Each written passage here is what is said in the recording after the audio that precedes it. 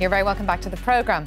Now, the latest fitness craze with learn how to run apps, books and classes popping up everywhere is running. In a moment, we're going to be speaking to a sports specialist and former doctor to the Olympic rowing team about some of the dangers of running and some of the ways that we can protect ourselves.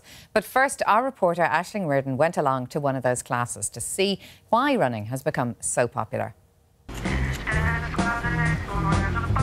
Okay, guys, so stand with your feet hip width apart. Bring your head to one shoulder and roll it across the front of your body to the opposite shoulder. We teach beginners how to run. In 8 weeks they go from no running to running for 30 minutes.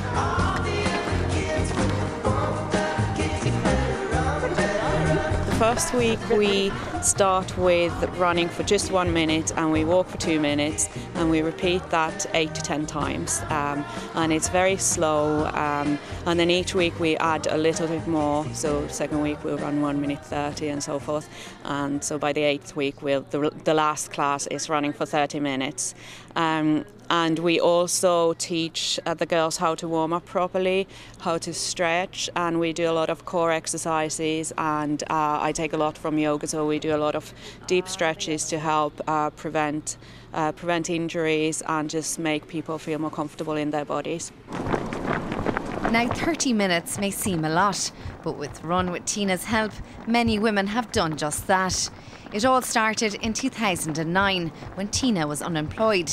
She began training a few of her friends. However, it developed into something much more when the popularity of running took off.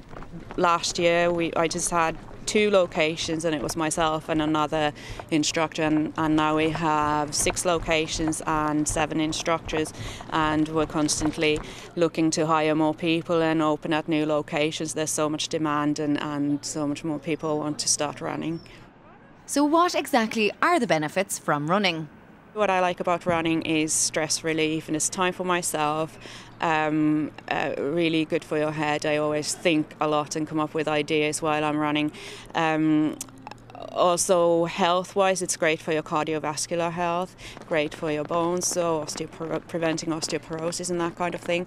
And also, what a lot of my clients like about it is great for calorie burning, so really good if you want to lose weight. And not everyone needs to join a class. Begin with a 5-minute warm-up walk. There are lots of apps and books out there to get you off the couch and onto the road. It's a cheap form of exercise where you can just grab your runners and head outdoors. I think people can't afford the gym anymore, and I think they get more out of running than they thought they ever would once you get started. I think once you get past the hard few weeks, the first few weeks, you really start to flourish and enjoy it, and I think once you get to that part, you'd never give it up. I just started running 4 weeks ago. The reason I took it up, I suppose, was to get all the health benefits I keep hearing about, because the streets are now paved with runners, and I thought, well, it mustn't be that bad. And I used to think, oh, it's very bad for you, you get sore knees and stuff, but that was really just me being totally lazy. It's great social side to it. You've made loads of new friends. It de-stresses you after work and just makes you fitter. Well, there you have it. It seems running has many benefits. And as the old saying goes, if you can't beat them, join them. I'm trying to catch up. And that's our reporter Aisling Riordan running there. Well, I'm joined now by a former Royal Marine and also a former doctor for the British Olympic rowing team, Dr. Andy Franklyn-Miller. Now, you are a sports specialist. That's your business. I mean, what do you make of the current running craze in Ireland? Oh, look, it's fantastic. We often say exercise is medicine, and so anything that gets people out doing exercise regularly, particularly in these times, for free, more or less, is fantastic. What about the talk around running? You know, you're going to wreck your knees, you shouldn't be running on concrete. Like, is that true? Is it a dangerous sport for joints? At the Sports Surgery Clinic, we see probably between 60 to 80 patients a week in sports medicine. And many of those, at least 40 or so, would be running related. Now, we run a specialist clinic based around running, and so I'm likely to see more. But most of these injuries are preventable, and that's the most important message to get across. Running's a safe sport. It improves your cardiovascular fitness, helps you lose calories. If you're doing it right. I suppose a lot of people, though, would think, listen, running is running. Everybody knows how to run. Like, what do you do to people to Sure, and look, change that's them? an assumption that's made everywhere. And, you know, we wouldn't expect someone to learn how to serve a tennis ball or paddle a kayak without some instruction. And we just assume people naturally run. And we find this problem both in runners who aren't taught. We don't learn how to run. We tend to sort of tip our bodies and head forwards. And there's been an upsurge in running classes, as we've just seen, but also in methods about running. And some of those methods are fine if you're not injured or have a high level of conditioning. But if you're starting out with something like the Couch to 5K programme, it's difficult to take on a new method. You really need to be taught the basics of running. And what are some of the really common mistakes that you would see runners making? Sure. Well, typically what we often see is someone runs with a very outstretched gait, so they've got a very long stride length. In the thought process that, look, we'll cover the ground faster, we'll get further. And that, we know, increases the forces through the knee and the hip joint by up to 30%. And so almost, you know, on Twitter this morning, someone was asking me a question about whether or not they could extend their stride length and would be more efficient. Actually, it's the opposite.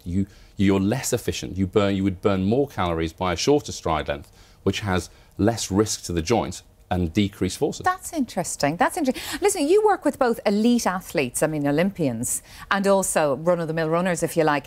Is it the same science that you're applying to both? Look, absolutely. In the Sports Surgery Clinic, that's the basis of the method. You know, we take the latest research and apply it, whether you're an international athlete or someone who's starting to run for the first time. The same system can benefit. And often on the treadmill, where we've got a treadmill there with 2 video cameras to look at your running in slow motion, you could be preceded by an Olympic medalist and then followed by someone who's never run before.